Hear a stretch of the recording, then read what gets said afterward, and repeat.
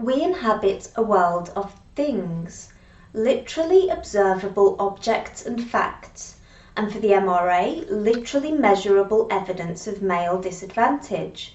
And we MRAs collectively do a good and necessary job of measuring and cataloguing such disadvantages. It escapes none of us, however, though our evidence is required and should be, that feminists are not held to the same standards. That feminists can assert the most outrageous untruths without challenge. That baseless feminist conspiracy theories, fantasies, lies, delusions, and myths are simply believed. The reason for this is simple. As much as we live in a world of things, we live in a world of stories, mythologies, archetypes, and expectations that help us to organize information. We can't expect to be able to rationally sift through each piece of data that we are exposed to, so we categorize constantly: of interest, not of interest, in line with what we would expect, anomalous. And feminism has been uniquely deft at creating compelling stories that people can internalize, which then act as shields against further investigation of their claims. If this sounds malevolent, that's because it is. Feminists misuse the power of stories to circumvent the logical appraisal that should accompany policy lobbying and establishment. Feminists misuse the power of stories to breed resentment instead of love between men and women. Feminists misuse the power of stories to justify hate-filled and supremacist intentions as recompense for centuries of sex-based oppression. And the fact is that feminism has advantages in the story-weaving game. Our species' innate gynocentrism, our gender empathy gap, and our evolutionary perceptions of men, the genetic filter to be policed, and women, the limiting factor in reproduction to be protected, allows us to zero in on female disadvantage and to ignore male disadvantage. To view the world through blinkered eyes through the lens of the female experience. To believe in an innate badness in men. But we MRAs have an advantage also. We can share stories that enrich the psyches of our audiences with gratitude and love for men and respect for women. We can share stories that are exponentially closer to the truth than those sordid webs that feminists create. Stories backed by facts, but stories that can be internalized by a significant proportion of the public and weaponized so that no longer will feminist rhetoric be taken at face value, so that the playing field will be leveled and the standards of evidence that we accept as the bare minimum required for MRAs to advocate will also apply to feminists. This is why I believe in the power of stories to deliver justice for men and boys and the women who love them.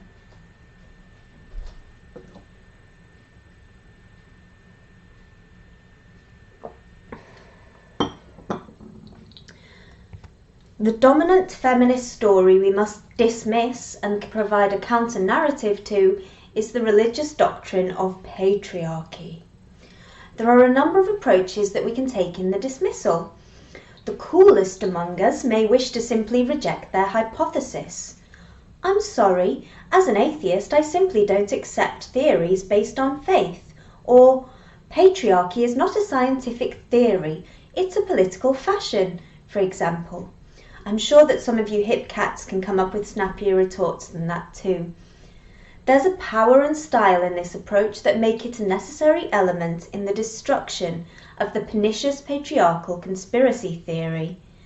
For those of us among us more like me, who like to over-explain whenever possible, there is a myriad of evidence and rationally constructed thought ways that can also dismiss either or both ideas that our history can best be described as patriarchal, or that our present societies can be described as patriarchal. The evolutionary psychology tells us that human sociality is about males competing with each other to access females, not oppressing females. They do this through dominance hierarchies that allow them to excel in their field and be noticed by women, who then choose the men who show the qualities they most desire. Men act as the genetic filter, with only the most successful having the opportunity to reproduce, while less successful combinations of genes are excluded from contributing to the gene pool for further generations, and in this way a positive evolution is driven. Women, being the limiting factor in reproduction, only capable of producing an average of one baby every couple of years, as compared to men's boundless ability to impregnate, are a protected class. DNA analysis in 2004 by Jason Wilder, Zora Mabasha and Michael Hammer reveals that ancestrally the majority of women, 80%, reproduced, whereas only a minority, 40%, of men did. The dynamic does not disadvantage women. It disadvantages most men relative to the winners, whilst at the same time driving artistic, technological, thought advances of all kinds that enrich all of our lives via these dominance hierarchies. History is a story of cooperation between men and women to improve their standards of living. Henry Fawcett was one of the first champions of either sex of the cause of women's suffrage, equal access to further education and employment.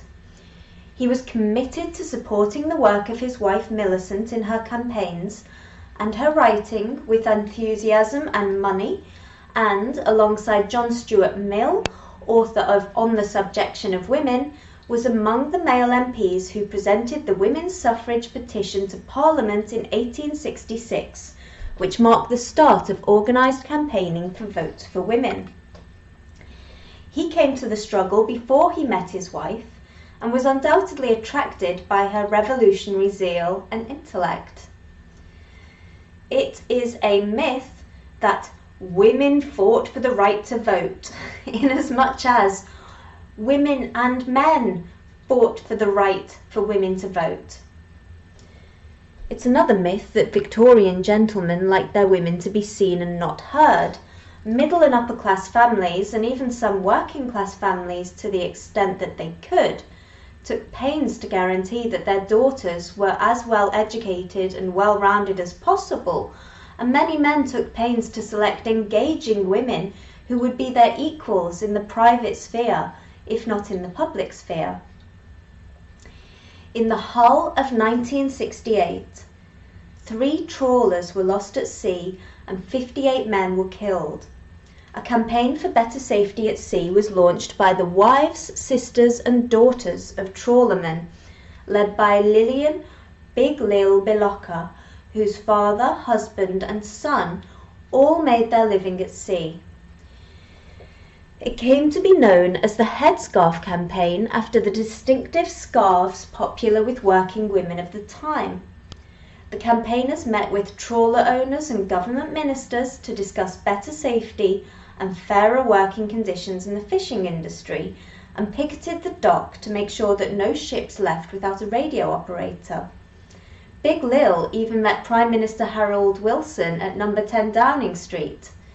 Support for the campaign grew and spread from the families of Hessel Road to other fishing communities, as well as to the rest of the country, who were enthralled by the exploits of the folk heroes played out in national newspapers. Eventually, it brought about changes which drastically improved the safety of British fishermen. Not only is this lovely tale of love, with the Headscarf Campaign showing theirs in their committed action to protect the men in their lives, but it shows the power and influence women had to instigate political change. What kind of patriarchy is it that ignores the safety of men until it is highlighted by women. The hijab was made compulsory for women to wear in government offices in Iran 24 days after the 1979 Islamic Revolution was declared victorious. Days later, on March the 8th, International Women's Day, more than 100,000 women and men marched on the capital city, Tehran, to protest against the law and other planned assaults on women's rights. By 1984, the hijab was compulsory in all public spaces. In April 2007, the Tehran police began the most fierce crackdown in what is known as bad hijab, that's dress exposing anything other than the hands and face, in more than a decade. Thousands of Iranian women were cautioned in the capital city over their bad hijab and several hundred arrested. In the intervening years, thousands more have been cautioned, fined, imprisoned, or received lashes for their dress.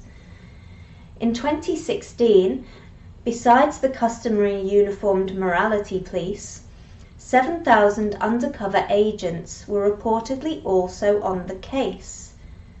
Then news of a new wave of protests began to circulate, with men taking to social media with pictures of themselves wearing veils in solidarity with their wives and female friends and relatives who wish they didn't have to. Although these men are not breaking the law, the fact that women in bad hijab have been targeted with acid attacks with increasing regularity suggests that their stance is not without personal risk. An unnamed participant who photographed himself wearing a hijab with his niece in the protest told Heather Saul at The Independent, "I can't be indifferent to the violation of the freedoms of half my people." Close quote. Women have lacked rights in the past. Those in Islamic countries particularly often still do, but they've also enjoyed significant privileges. Men have had some privileges but also considerable responsibilities. The balance has generally reflected social conditions at various times, sensible divisions of labour which facilitated the very survival of the species. Technological advances have rendered the old ways all but obsolete, but our political and social structure has been and is being developed collaboratively by men and women working side by side, hand in hand. To believe anything else is to believe that men are pathological sociopaths, and that doesn't stand up to scrutiny. The fact that feminism has ignored or even obfuscated the beautiful truth about sex relations is disgraceful. They've robbed society of the trust we once had between the sexes to the extent that they've been able to, harming individuals and societies as a whole.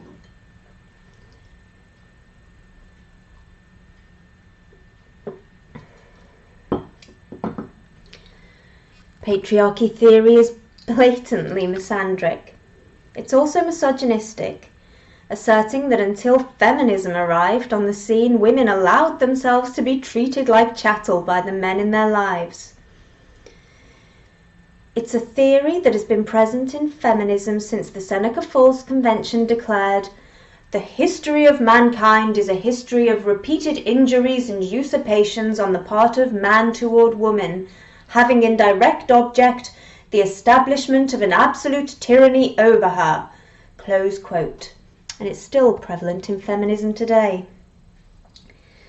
Egregiously, it's a theory that now finds itself written into British law and law of many countries around the world with the Istanbul Convention, which states that violence against women is a manifestation of historically unequal power relations between women and men, which have led to domination over and discrimination against women by men and to the prevention of the full advancement of women, and is one of the crucial social mechanisms by which women are forced into a subordinate position compared with men.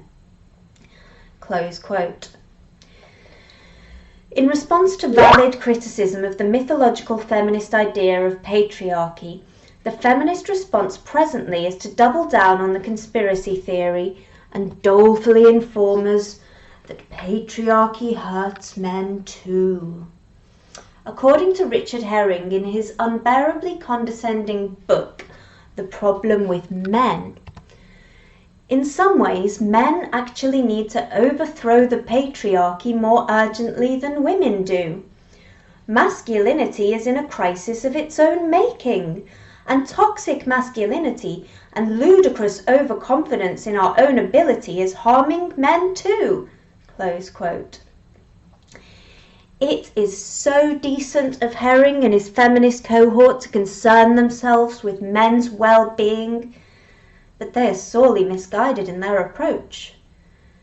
While feminists are busy berating men to take collective responsibility for any and only bad things done by any man at any point in history, pathologizing perfectly healthy attributes and very normal behavior in men and boys, Martin Seeger and John Barry, when researching for the Palgrave Handbook of Male Psychology and Mental Health, found that positive attitudes to masculinity are beneficial to the mental health of men and boys, and may even provide a barrier against suicidality. To put it more plainly, feminist misandry is killing men and boys. The feminist story goes: our patriarchal societies are run by men for the benefit of men, but the burden of maintaining traditional masculine personas is dangerous for men and boys. Our retort? We reject the hypothesis that we live in a patriarchal society. In fact, the idea that serious adults would entertain such a silly idea based on data entirely lacking in nuance and without any semblance of rational and appropriate analysis is quite bizarre. Men are good, and the attributes common to them are archetypal in nature, and therefore, to help men, we must accept them and meet them where they are. Feminism is malevolent and cannot be tolerated, threatening the mental well-being of our beloved fathers, husbands, brothers, sons, friends.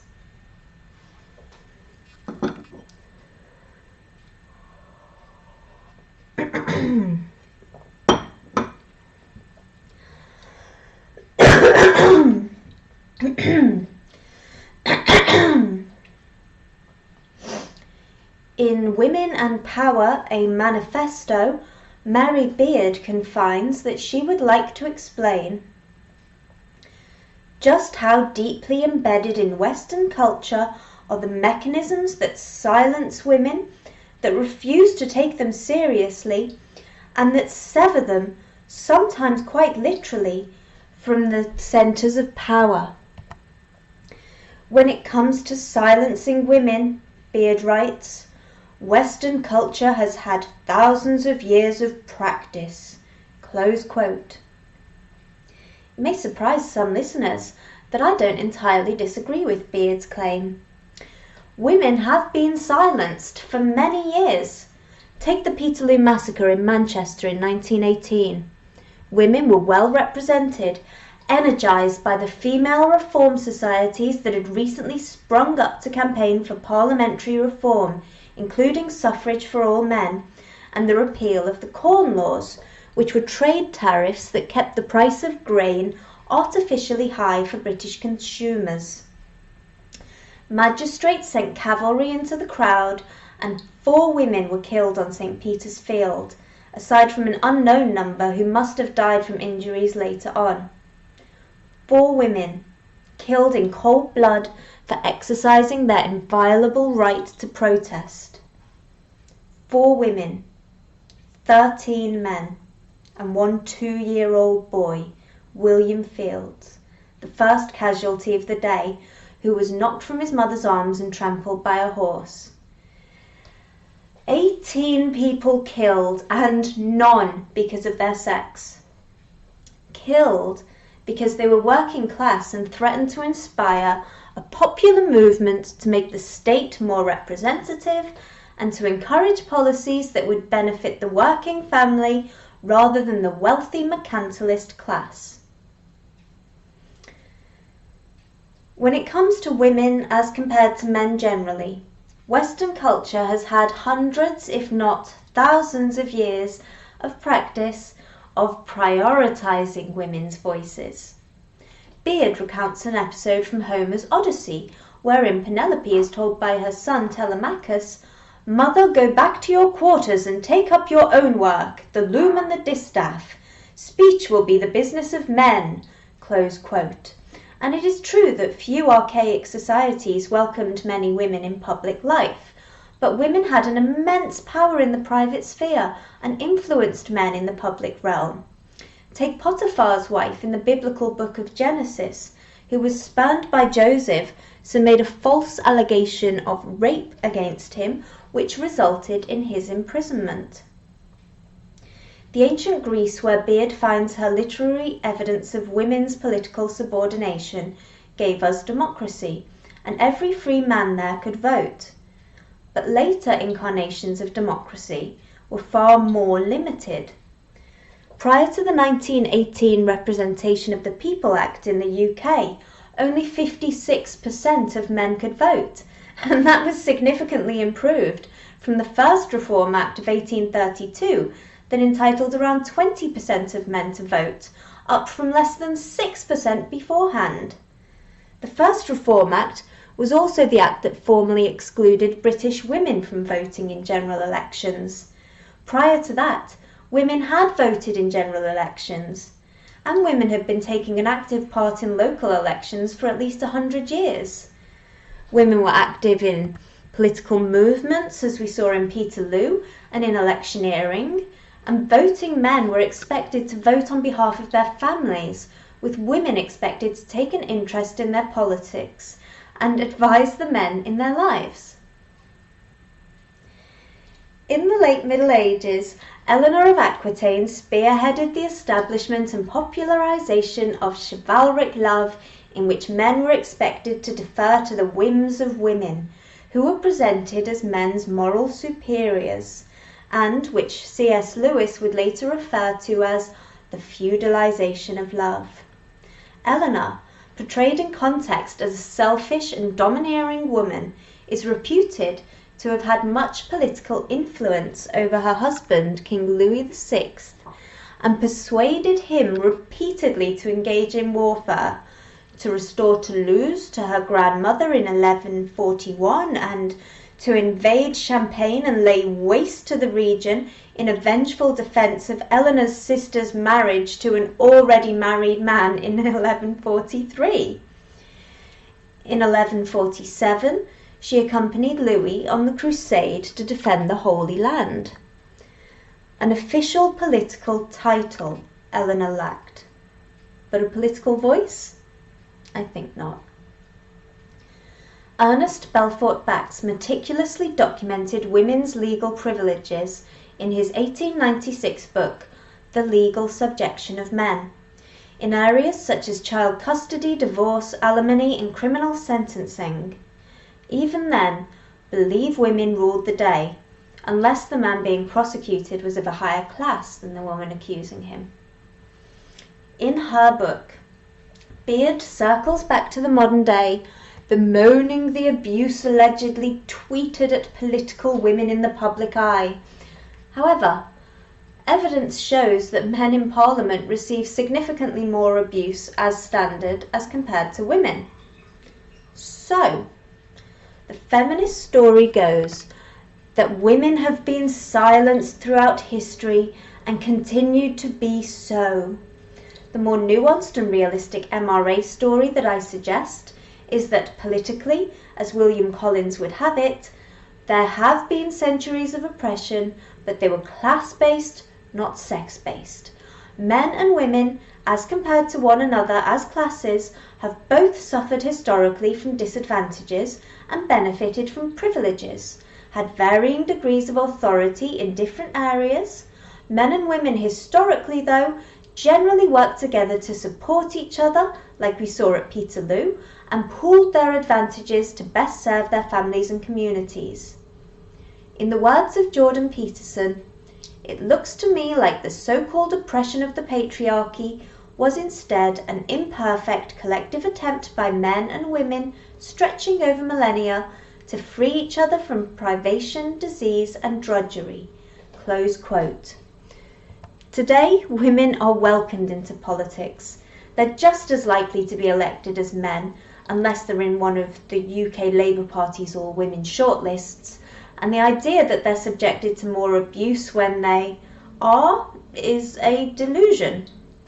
However, feminist insistence that women are excluded and abused if they do make office can only hold back any women who believe it and justify the forcible holding back of men.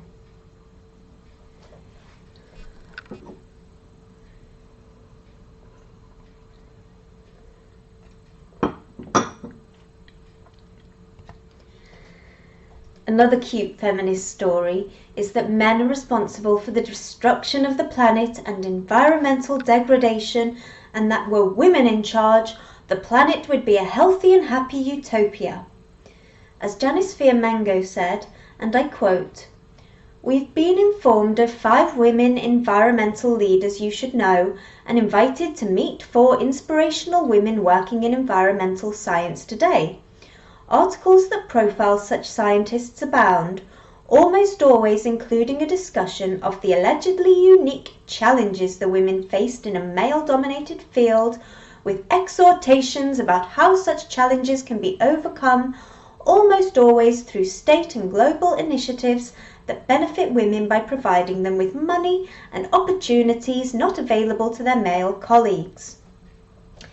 The alleged distinctiveness of women's scientific perspective is never challenged assumption in many policy documents and political proclamations.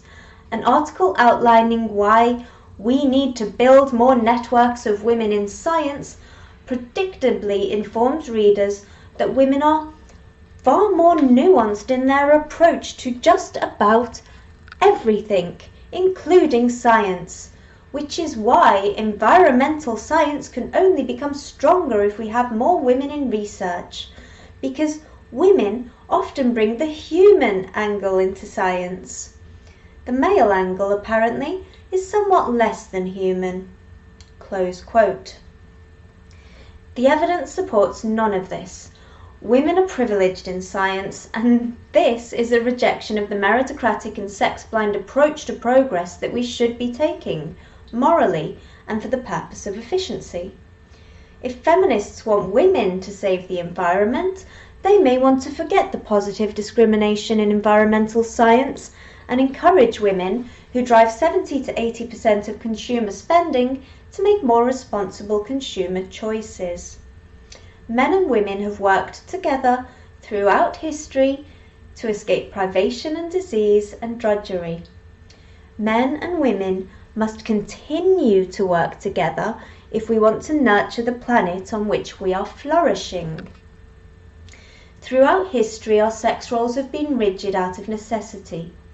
Today, there are disparities in occupational sex demographics based primarily on choice, and this is something we need to accept if we're to tackle the scientific challenges that face us and await us. We need the best people for the job, even when they're men, if we're to continue on our onwards and upwards trajectory of increasing the standards of living in our societies. The prevailing gender narrative around domestic abuse, a narrative utterly monopolized by radical feminists, is a narrative that presents domestic abuse as a gendered crime. Furthermore, it's a narrative with an ever-expanding definition of domestic abuse that can indict men and boys for increasingly reasonable behaviour and will consistently indict men and boys who are, in fact, responding to abuse from female partners that's uncontestable as abuse to anyone bar the most wretchedly ideological feminist. What is unfortunate is that the sectors who are responsible for dealing with domestic abuse are either totally pervaded by or trained by the most wretchedly ideological feminists.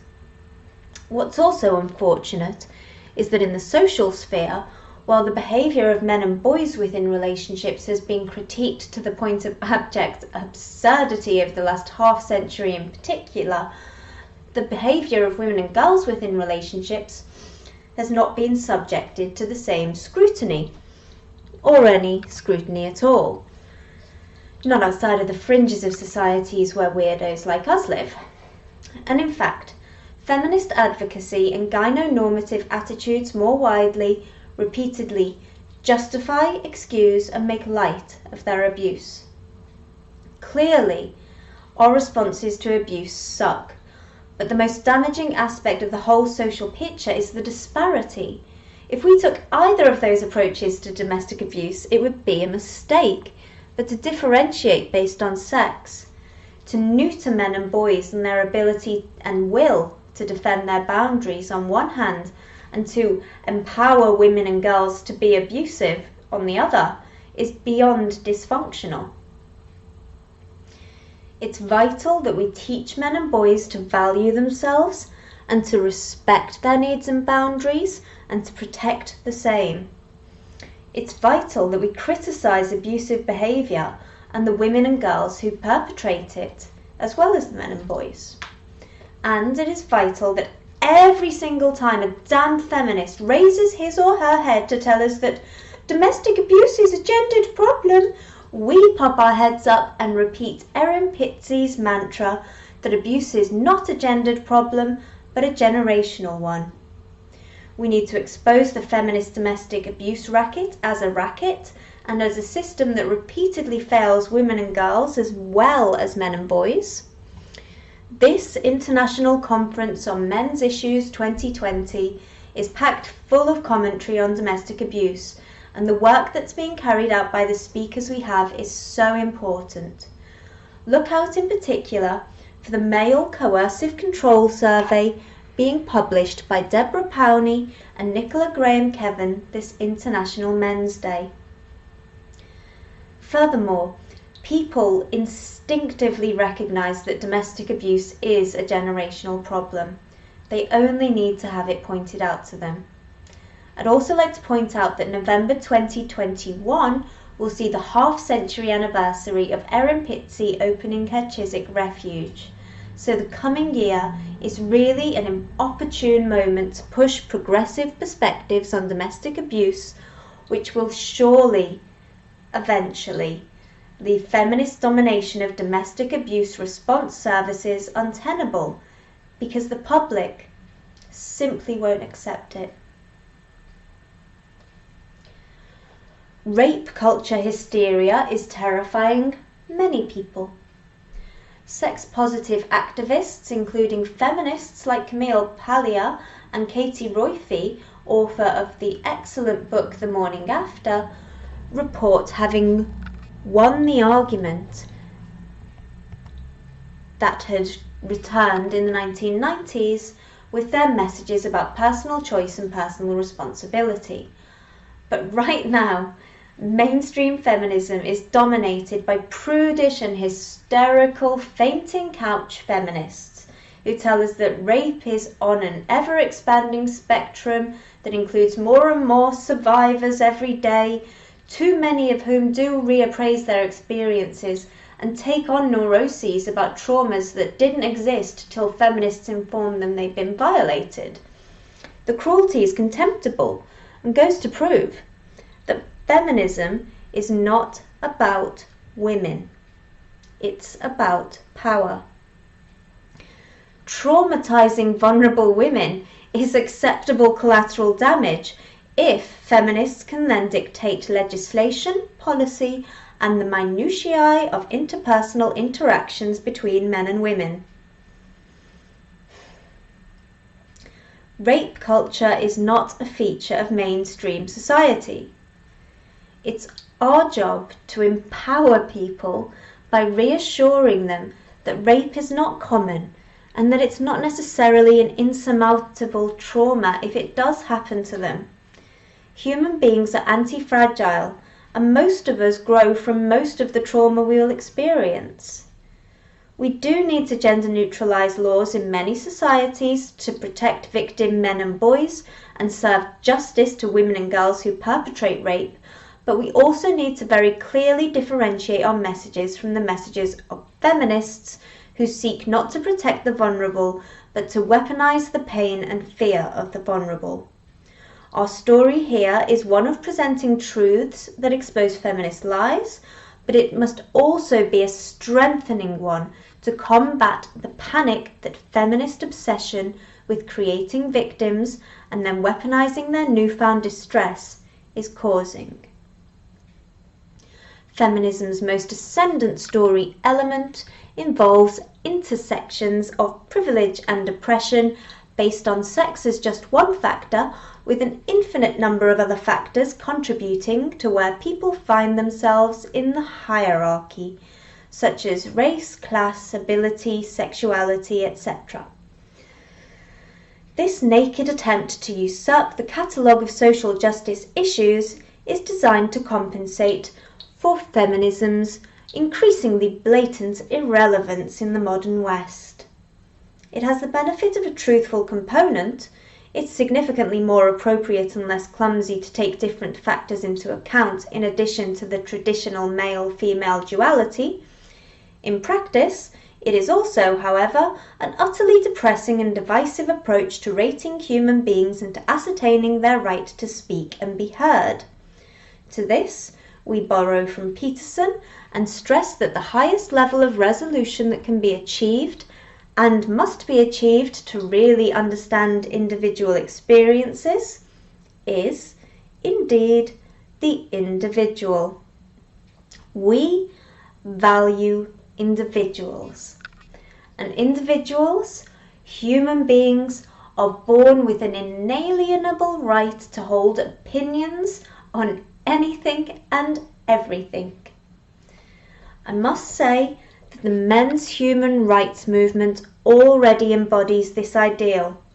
The diversity of opinion that can be found here is exceptional, as is our collective enthusiasm for disagreeing with passion and respect, and the ability to love each other despite and sometimes even because of our moral, political and philosophical differences. Never let that go, because that spirit attracts and holds hearts and minds.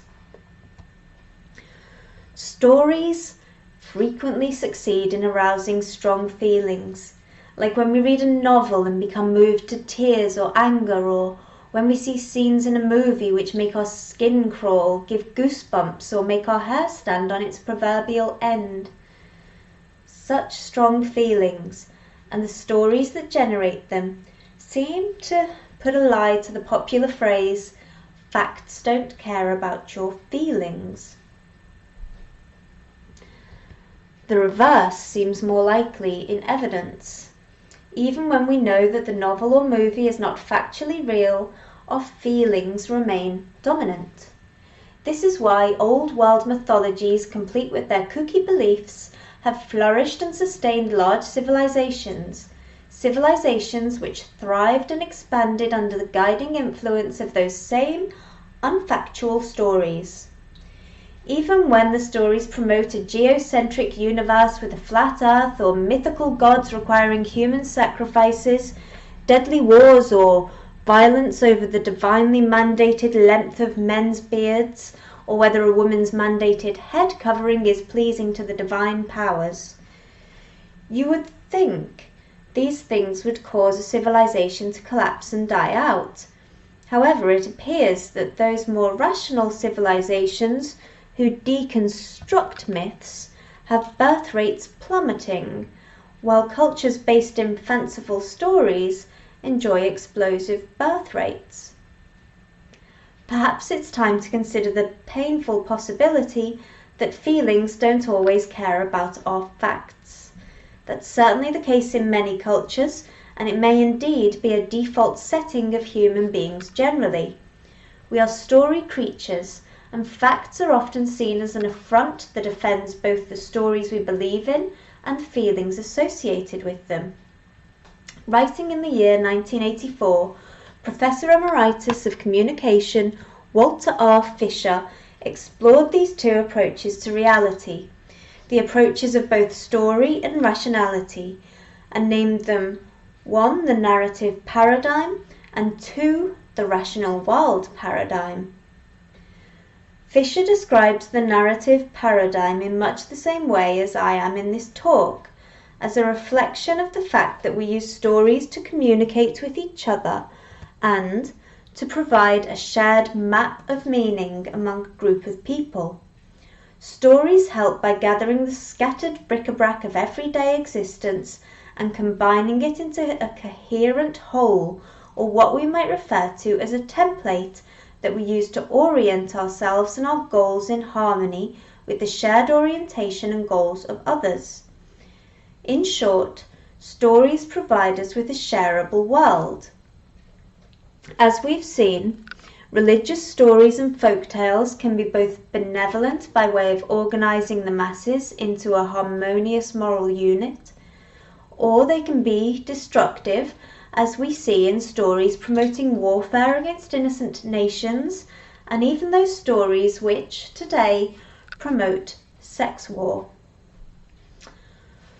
What Fisher refers to alternately as the rational world paradigm consists in 5 presuppositions, which I can paraphrase as 1. That human beings are essentially rational beings.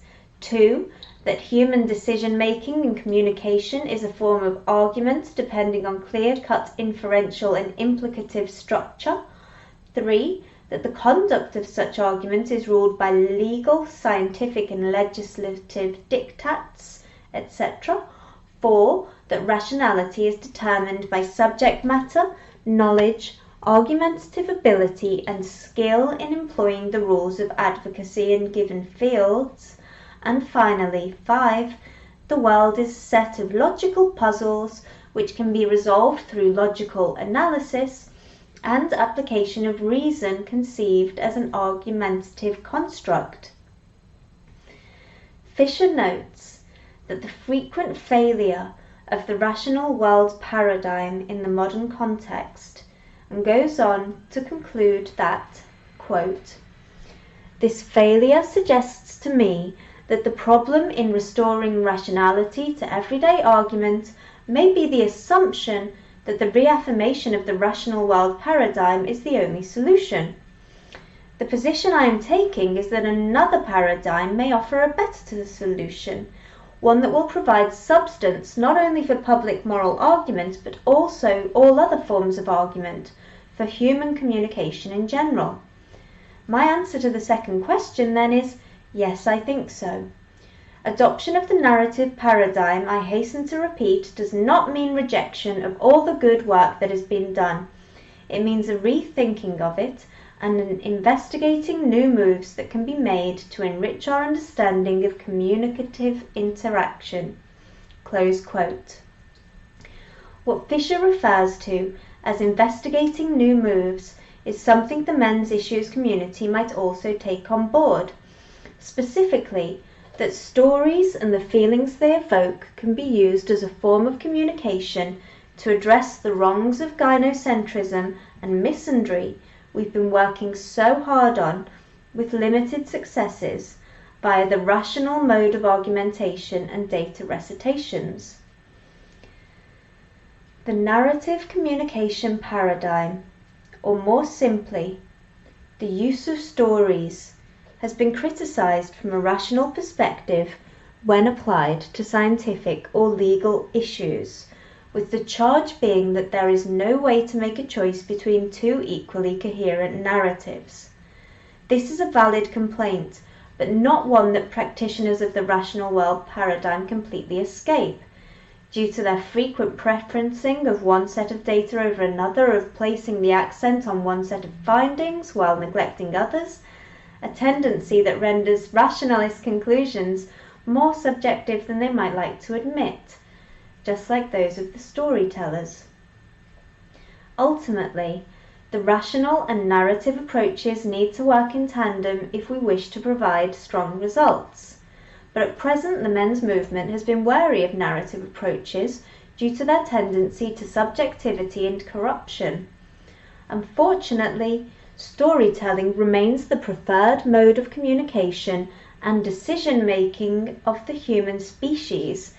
Therefore, we can't simply wish it away as irrelevant, because that would be to deny the fact that humans have evolved to be narrative creatures, homo narrans, who preference communication via stories.